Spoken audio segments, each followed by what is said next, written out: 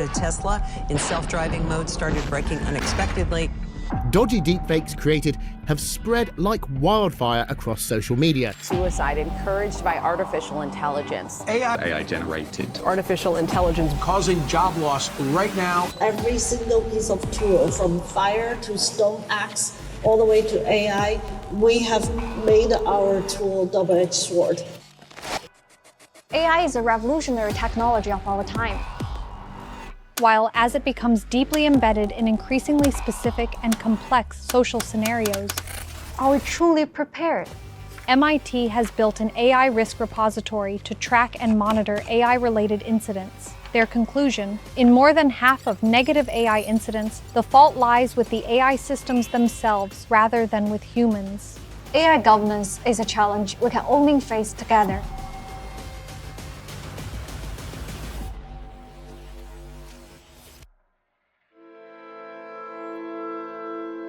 America is the country that started the AI race. In July, the Trump administration unveiled its AI action plan. And as President of the United States, I'm here today to declare that America is going to win it. Together with the latest national security strategy, it becomes clear that the US government is positioning AI as a competition it must win. But how can you define a win in this AI competition? That's a good question. Nuclear weapons take time to develop. You're sending astronauts to the moon needs time to do that, right? But the AI competition is so fierce. The progress in AI is so dramatic. In the past, it's come by years. Now it's come by months. That's the difference, right? So it's really difficult to say, oh, you have won the competition. But normally, people say that US and China are the two AI leaders. The administration wants to make sure that infrastructure is strong. Because what does artificial intelligence need? Artificial intelligence needs high-speed chips. It needs energy to feed to those chips, it needs data to work on it, and it needs talent. The AI action plan kind of addresses all of it so that the innovators in this country are not bogged down. President Trump laying out AI priorities for the federal government at a high-profile event in Washington. President Trump signed an executive order restricting states from creating their own regulations for artificial intelligence.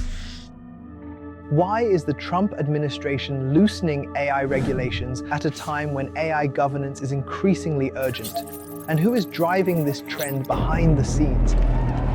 AI companies are ramping up their lobbying efforts, urging the Trump administration to advance policies that favor their interests. Let's take a look at the numbers. In the first half of 2025, Meta's lobbying expenditures reached $13.8 million, employing 86 lobbyists, one for every 6 members of Congress. Among the largest tech and AI companies, NVIDIA and OpenAI saw the largest increases in lobbying spending, rising 388% and 44% year-over-year, respectively. And Trump's AI policy are warmly welcomed by the Silicon Valley elites. Thank you for incredible leadership, including getting this group together. I think it's a real incredible inflection point right now in AI. You and your policy, your leadership, your administration, your focus on innovation is really helping a lot. Thank you for being such a pro-business, pro-innovation president. And you've unleashed American innovation and creativity. A new triangle is emerging as Silicon Valley builds increasingly close ties with the White House and Congress. Is this becoming a new kind of tech-industrial complex, one that mirrors the old military-industrial complex? His farewell address, President Eisenhower spoke of the dangers of the military-industrial complex. He warned us then about, and I quote, the potential for the disastrous rise of misplaced power, end of quote. 6 decades later, I'm equally concerned about the potential rise of a tech-industrial complex that could pose real dangers for our country as well. This new tech industrial complex is actively shaping US AI policy, but their underlying motive isn't to govern AI better or more safely. It is to use AI to line their own pockets. When the US elevated AI to the level of a global race, a new question emerged. Is AI still just a technology, or has it become the engine driving geopolitical power and digital hegemony? As commonly framed in AI governance and industrial policy, you need 4 basic pillars of infrastructure: computing power, data, talent, and funding. Let's break it down. Energy capacity is the key force behind computing power. According to the IEA's data report, global data center electricity consumption has been growing at an average annual rate of 12% over the past 5 years. In 2024, total consumption reached 415 terawatt-hours. By 2030, that figure is expected to rise to 945 terawatt-hours. The United States and China will see the most significant increases in data center electricity consumption, together accounting for nearly 80% of global growth by 2030. Global AI talent is also unevenly distributed across countries and regions. China stands out as the leading source of top-tier AI researchers, accounting for 47%, nearly half of the global total. The United States ranks second, with an 18% share. In private AI investment and in the development of globally notable foundation models for large-scale data aggregation, the United States consistently ranks first, followed by China in second place. This is the stark reality of the current AI era. China and the United States are the 2 major players. And Europe has also accelerated its pace. And it is adopted. Congratulations. The world's first AI Act, legislation that will no doubt be setting the global standard for years to come. The European Union has taken quite a different path with the EU AI Act towards regulation, an emphasis on privacy, intellectual property protection and so on, in ways that the US is not happy about. The EU aims to export ethical and technical standards for AI, much like it did with the General Data Protection Regulation, thereby expanding its regulatory influence. Therefore, in the global AI race, countries are not starting from the same line. 70% of the internet, which is where the data for these AI systems comes in, is Western English oriented.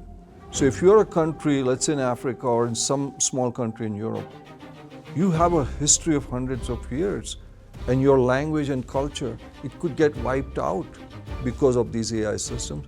If there's a hierarchy, I have better technology, I have all the patents, and the poor country cannot converge. How do you converge from a poor to a rich country? It's almost impossible.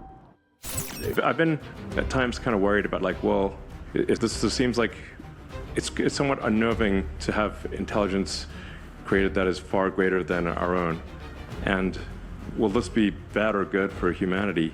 Even if it wasn't going to be good, I'd at least like to be alive to see it happen. We probably have to think of this as a new species. It's one that we've invented. It's not biological, but in fact, it probably has all the other attributes of a species. So that leads you to have the question, what is the right relationship between man and the machine? Could it be a situation where an AI exhibits all the characteristics that might make you think it's conscious? It's possible. Does that mean it is conscious? I think that's one for brain science professionals to answer. Does anyone know what's happening? Oh my gosh! Oh no! We need a human challenger! I think the most fundamental question is not, are we doomed with AI, but could AI become conscious? I think that's probably the most fundamental question of human being, because the question of consciousness is a question of life. It's a question of how we understand reality. When AI gains the ability to make autonomous decisions and deliver moral judgments, and when competition between nations becomes a contest between humans and machines, where does humanity go from here? And one thinks, okay, you need a major accident, a major incident of AI going wrong before countries cooperate. I'm not a pessimist. I think that I'm a realistic optimist. I think that there is a shared understanding, even in the United States, that we need to ensure that AI is safe, that it's controllable, and that it benefits humanity. Through greater scientific shared understanding, through greater interoperability of our approaches on policy, on standards, on data sharing, I think we can maximize the benefit and minimize the risks of AI. An AI can act morally, and we will have so many contradictions. What makes morality difficult is that it is culturally grounded, contextually grounded. Perplexity or GPT, they have all a little different set of morality, I think. So what you need actually a high level of reflectivity. So for the system, I think that's the way to go. You cannot just regulate it.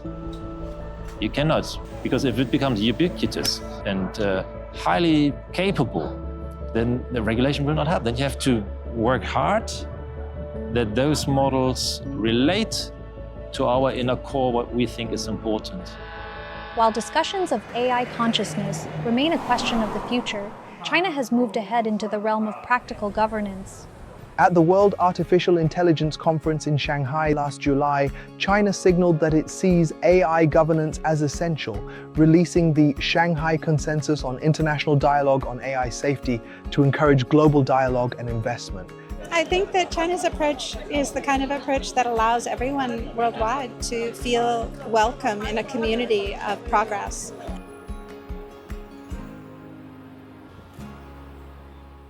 It's a very promising. China is actually representing the voice of the global south. What China wants to do is, as I see it, is to ensure that AI is used in a trust way for the benefit of society and economy, and that the governance structures are going to be helpful. China didn't invent that, but it's very good now in a kind of responsible, balanced way to implement it also at the core. China is the only country of developing countries which broke through the Western economic and technology hegemony.